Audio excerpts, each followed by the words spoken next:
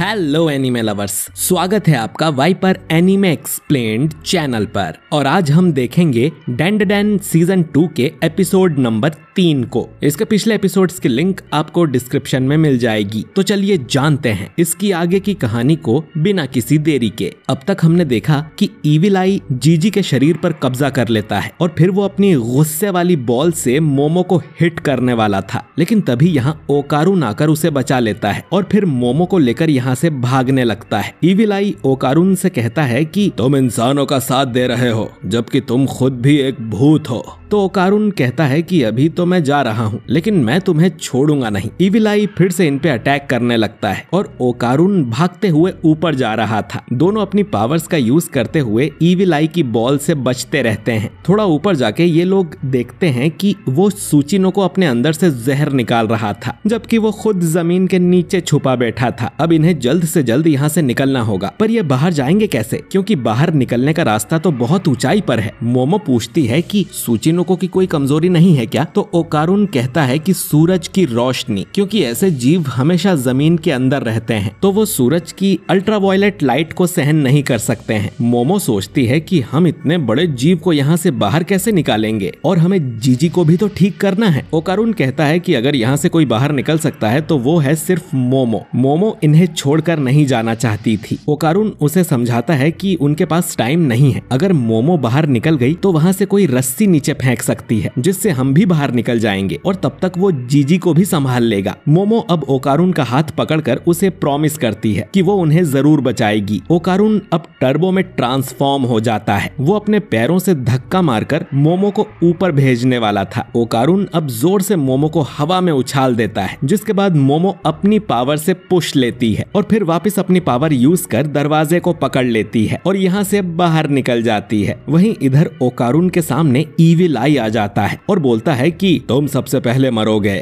ओकारुन बोलता है कि मैंने तुमसे कहा था ना कि मैं तुम्हें छोड़ूंगा नहीं। मोमो बाहर कोई रस्सी ढूंढने लगती है लेकिन उसे कुछ नहीं मिलता तो वो पर्दे फाड़कर उनसे रस्सी बनाती है, लेकिन वो बहुत ज्यादा छोटी थी। वो अब कोई और रास्ता सोचने लगती है। तभी उसे उसके बचपन की एक बात याद आती है जो जीजी ने उसे बताई थी। वो अपना मोबाइल चेक करती है ताकि कोई मदद बुला सके, लेकिन उसका मोबाइल कहीं गिर गया था और फिर वो गैस स्टोव चालू करके इस पूरे घर को ही आग लगा देती है और बाहर के लोगों से मदद के लिए चिल्लाने लगती है। इधर ओकारुन और इविल आई में लड़ाई चल रही थी और ओकारुन उसकी बॉल से भागता फिर रहा था। दोनों ही बहुत पावरफुल थे, पर इविल आई ओकारुन पर भारी पड़ रहा था और वो उसे कहता है कि चूहे की तरह भागना बंद करो, लेकिन मुझे ये गेम खेलने में बहुत मजा आ रहा है। तभी इविल आई की नाक से खून आने लगता है। ये सूचिनोको के पॉइजन की वजह से हो रहा था। इविल आई कहता है कि उसे अब ये खेल खत्म करना पड़ेगा। वो अब अपनी बॉल के अंदर ओकारुन को कैद कर लेता है। उसने बॉल को कर्स्ड हाउस में बदल दिया था जिसमें से ओकारुन कभी नहीं निकल पाएगा। इविल आई खुद अब उस घर में जाके ओकारुन पर अटैक कर देता है और उसकी धुलाई करते हुए कहता है कि मैं उस मोमो के साथ भी यही करूंगा, बल्कि उसे तो और भी बुरी तरह से तड़पाऊंगा।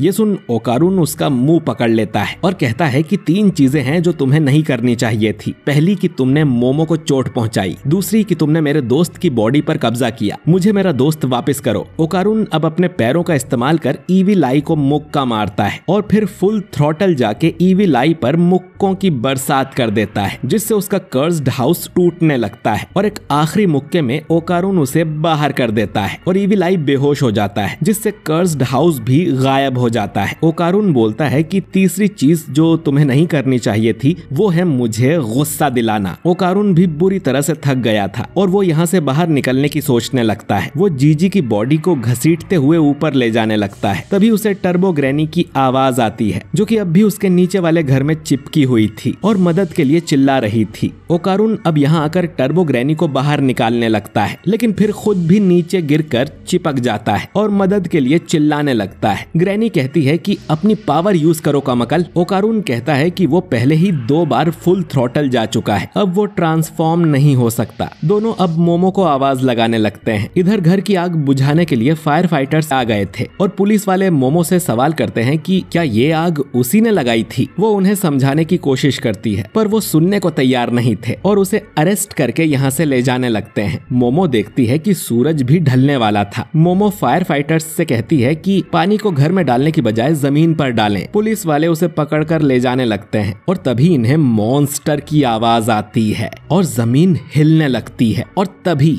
वो सूचिनोको निकलकर बाहर आता है, जिसे देख सब लोग भागने लगते हैं। मोमो कहती है कि उसका प्लान कामयाब रहा और ये सूचिनोको अपने आप ही बाहर आ गया। बचपन में जीजी ने उसे बताया था कि केंचुए जमीन से बाहर क्यों निकलते हैं। केंचुए अपनी स्किन के जरिए सांस लेते हैं और जब बारिश होती है तो जमीन में पानी भर जाता है और वो सांस नहीं ले पाते, इसीलिए वो जमीन से बाहर निकल आते हैं। लेकिन गर्मी के मौसम में वो सूख जाते हैं। इधर ये सूचिनोको भी सनलाइट सहन नहीं कर पाता। वो घर के पीछे छुपने की कोशिश करता है तो मोमो अपनी पावर से ट्रक उठा के उसे दे मारती है और थोड़ी देर में उसका पूरा शरीर सूख के बेजान हो जाता है। मोमो चेक करने उसके पास जाती है कि वो सच में मरा कि नहीं। तभी उसके पेट में हलचल होती है और वो उल्टी कर देता है। उल्टी में उसने कीतो फैमिली के सारे मेंबर्स को बाहर निकाल दिया था जो कि अब भी जिंदा थे। वो बुढ़िया मोमो को ही डांटने लगती है कि उसने महान सरपेंट को मार दिया। मोमो कहती है कि उसने तो तुम सबको खा लिया था। खैर उसके पास टाइम नहीं है, उसे ओकारुन और जीजी को बाहर निकालना है। तभी जमीन वापस हिलने लगती है और पूरे शहर में भूकंप सा आ जाता है और वो ज्वालामुखी फटने लगता है। वो बुढ़िया नाकी मोमो से कहती है कि ये सब तुम्हारी गलती है, ये सब तुमने किया है। और ये एपिसोड यहीं पर खत्म हो जाता है। तो दोस्तों, क्या ज्वालामुखी वाली भविष्यवाणी सच हो गई है? मोमो अब खुद को और बाकी लोगों को कैसे बचाएगी, ये सब जानेंगे हम अगले एपिसोड में। वीडियो अच्छा लगा हो तो इसे लाइक और शेयर कीजिए। कमेंट करके बताइए कि आपको ये एपिसोड कैसा लगा। और अगर आप हमारे चैनल वाइपर एनीमे एक्सप्लेन्ड पर नए हैं तो हमारे चैनल को सब्सक्राइब करके बेल आइकन जरूर दबाइए। मैं मिलता हूँ आपसे बहुत ही जल्द अगले वीडियो के साथ। शुक्रिया।